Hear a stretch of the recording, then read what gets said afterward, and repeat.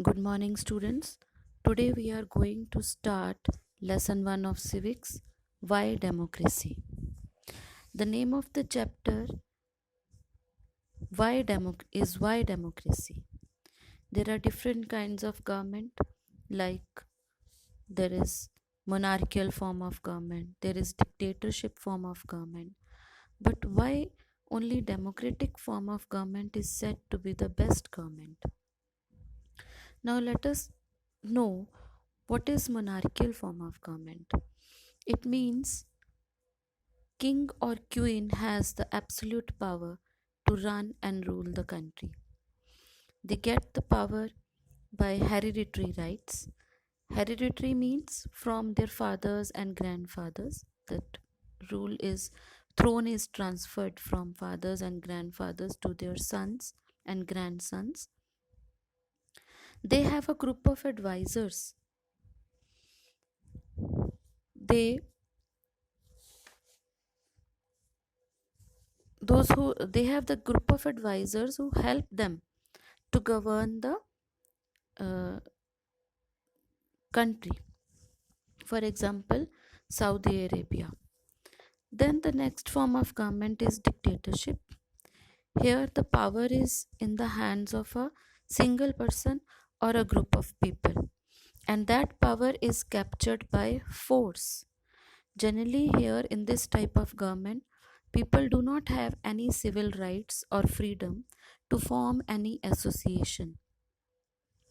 But in democracy, people elect their representatives, and these elected representatives govern the country.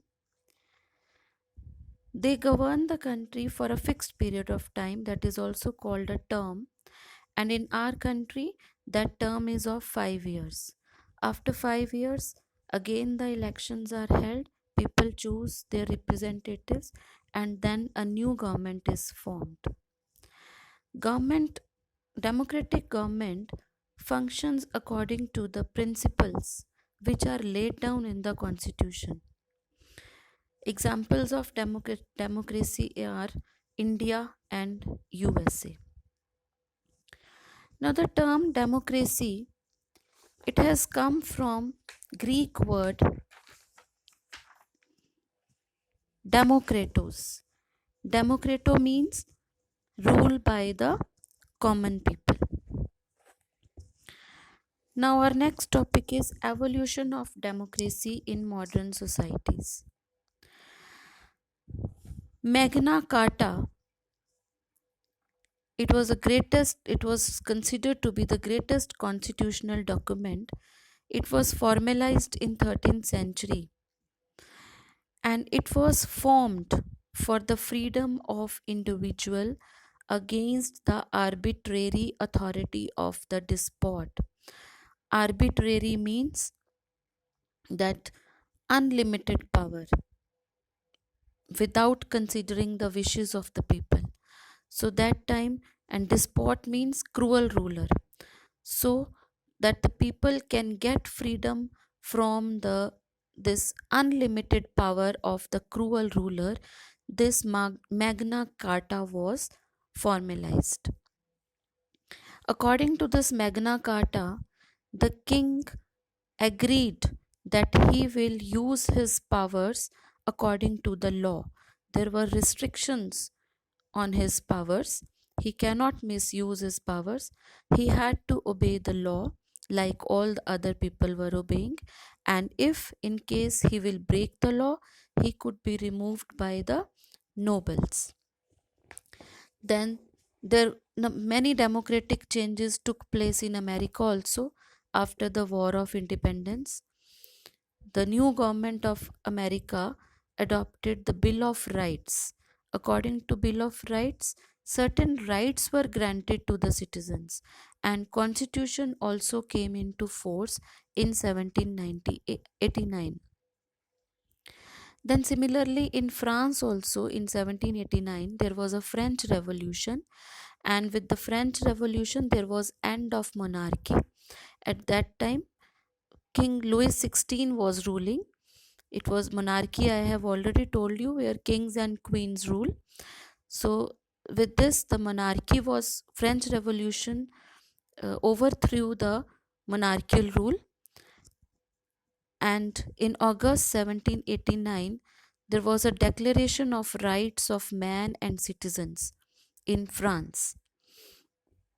Then in New Zealand also, it became the first nation to achieve universal suffrage in 1893.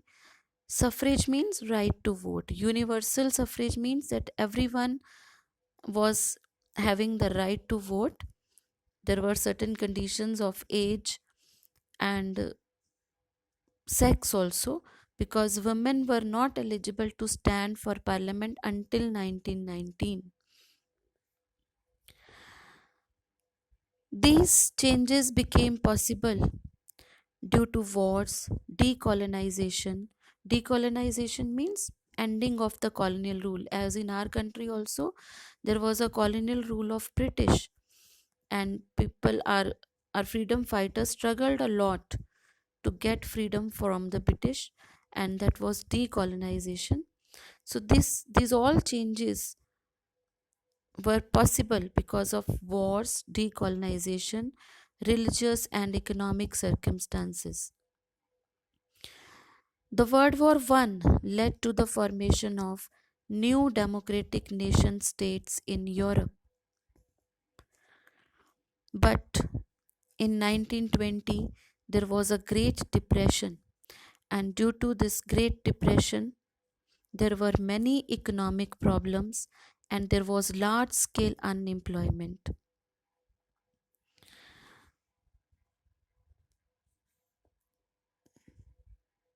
Due to this, most of the democracies in Europe, Latin America, and Asia, they were unable to solve these problems of unemployment and economic problems.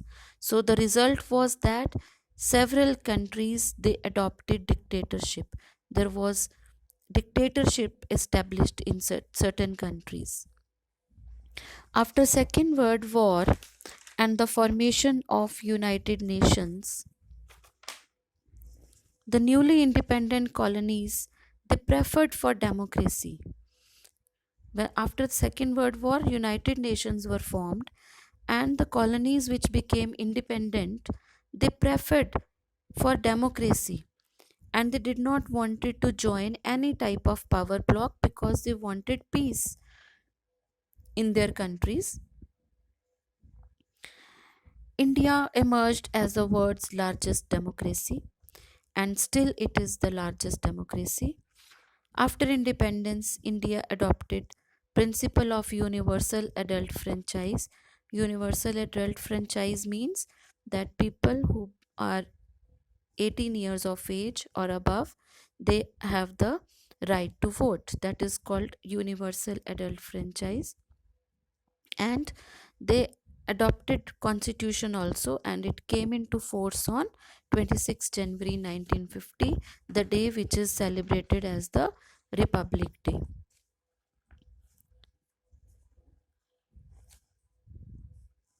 Number of countries who were having monarchical form of government or any other form of government, now they turn towards democracy.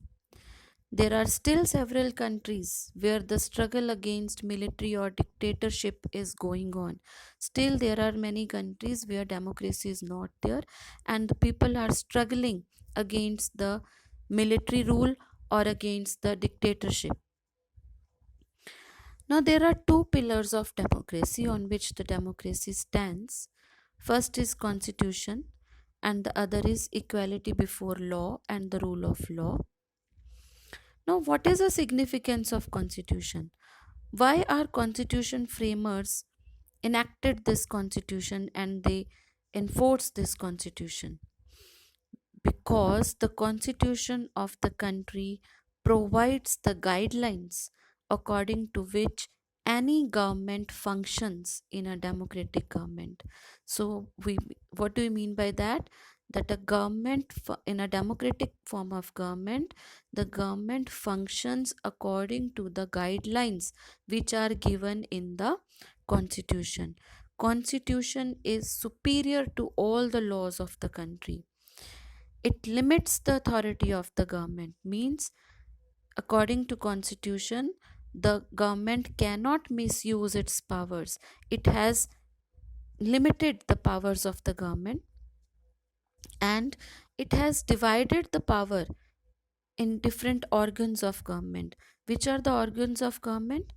Legislature, executive, and judiciary. And judiciary is independent. So the powers are divided among the organs of government. Not it is not so that only a one single person is enjoying all the powers. Powers are divided. And there is a system of checks and balances also between various branches of government. It means that the various branches of government, they check the they keep on supervising or checking the working of each other. Now the government exercise its powers not according to the laws which are written. They are publicly disclosed, means they are transparent. Public knows the laws which are made, which are written, and these laws are adopted and enforced according to the proper procedure. So the government exercise its powers according to those laws only. Then the second pillar of democracy is equality before law and the rule of law. According to the legal dictionary, the rule of law is a term that means rule according to law. The government cannot instruct anyone to pay civil damages or give criminal punishment except in strict accordance with well established and clearly defined laws and procedures. It means that government can instruct anyone to pay any damage, or government can give any criminal punishment only according to the laws which are clearly defined and which are made according to the particular procedure. So according to those laws only government can instruct anyone to pay damages or to give any criminal punishment.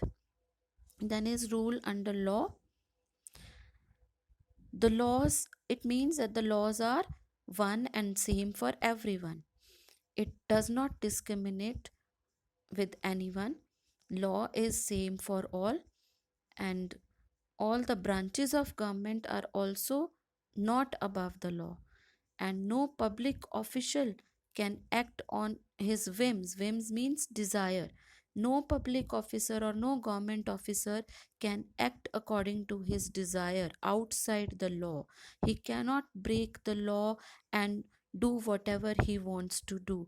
He has to exercise his power, or he has to function according to the law only. Rule according to higher law. All the laws must be written on the basis of principles, universal principles of fairness, morality, and justice, which must be upheld as the ultimate goal of all legal systems. The laws which are written or which are made according to the universal principles, they only those laws will be followed in all the legal systems. So, in democracy, all the people, irrespective of their high offices or caste or class, they are all equal in the eyes of law. Everyone is equal in front of law, whether a person belongs to any high status or low status, a person belongs to any high position in the society or any government officer, or he may belong to any religion or caste. There is no discrimination done by the law. Everyone is treated same by the law. So what are the advantages provided by a democratic political system to the citizens of country. First of all, formal equality. According to the constitution, all the people, they have basic equality. There is no discrimination done on the basis of caste, color, creed, or gender. Second advantage is decision making mechanism. Children, we can see how the people have got the opportunity in decision making of government. Are the people going and participating there? No, they are indirectly participating by electing their representatives. People, all the adult citizens of our country, they get the opportunity, they elect their representatives through elections, and those representatives, they form the government, and these elected representatives, they govern according to the needs and desires of the people who have elected them. Why they work according to the needs and desires of the people? Because their government is made by the people, and it is of the people, and it is for the people. Then is accommodation of differences. Children, we can see there is variety of, can say, culture, religion, language, beliefs, traditions which are followed by different people in our country. So in democratic form of government, there is accommodation of these differences. Accommodation of these differences means, if there are some differences which are arising out of this religion or language, because when so many people living together, speaking different languages, following different religions, having different beliefs, there can be differences, there can be disputes. So these disputes are sought out by the government in a democracy. So they safeguard every group of India. Every society, every group is safeguarded by the democratic government or by the constitution. Then, enhancing human dignity. Human dignity means human respect. So, constitution provides some safeguards against any kind of indignity. Means, if anyone is abused or his self respect is hurt, then that they are provided with certain safeguards by the constitution. Now, in spite of all these provisions given by the constitution, there is a problem of inequality in our country. Our legislation means law, which is made against the caste system, it has allowed the weaker section of the society certain rights. Now they have the access to education, means they have approach to education. In ancient period, the people who belong to lower section of society, or you can say belonging to scheduled caste or untouchables, they were not having any right to get education, or they were not having any right to mix up with the society or to have any job opportunity. But the law was made against this caste system, and according to that law, all the weaker section people of weaker section of the society, they were given certain rights, according to which they were now having the approach to education, even to health care and social services. But in spite of all these provisions, there we can see certain incidents or certain instances of inequality in our society. Many social backward classes, they are still continuing to do manual work. Manual work means जो छोटे काम, जो गंदे काम पहले lower caste people करते थे, that is called manual work. They are still performing that manual work, and still many are doing bonded labor. Bonded labor means that bandhua mazdoor who are doing work free of cost for their owner, so that they can pay off their debt. Debt means कर्जा. अपना कर्जा उतारने के लिए वो free में काम करते हैं. इन सम regions still women face inequalities. There is discrimination done between male and females, and we can see this through the example of, you can say, female infanticide, dowry death, and strict laws for widows. Those who become widows whose husbands dies, there are certain laws made for those women. And dowry deaths, those whose girls in-laws, they kill the girl for the dowry. And female infanticide, when the female child is killed after the birth. We can see certain examples of inequalities in our society. For example, first is when poor people, they are not admitted to any medical, or you can say admitted to any educational institution or medical institution, only of this reason that they are not able to pay the fees of that institution, they are not given admission. So there we can see the poor people, how they are discriminated. Second example is of Dalits. Who are the Dalits? Dalit is a group of people who were regarded as untouchables. Now constitution, they have called these Dalits as scheduled caste and scheduled tribes. Now they are treated badly because of their traditional low status. So still that discrimination is going on, it is not over. Third example is of women.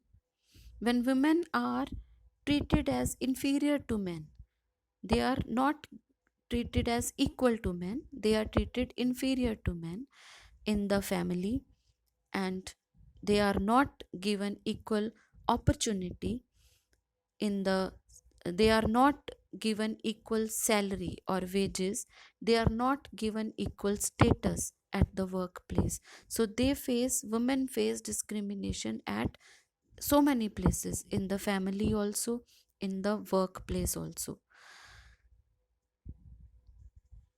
Thus, we find that poverty, caste gradation, and the traditional low position of women in our society, these are the major factors which are leading to social inequality, or which are the causes of social inequality.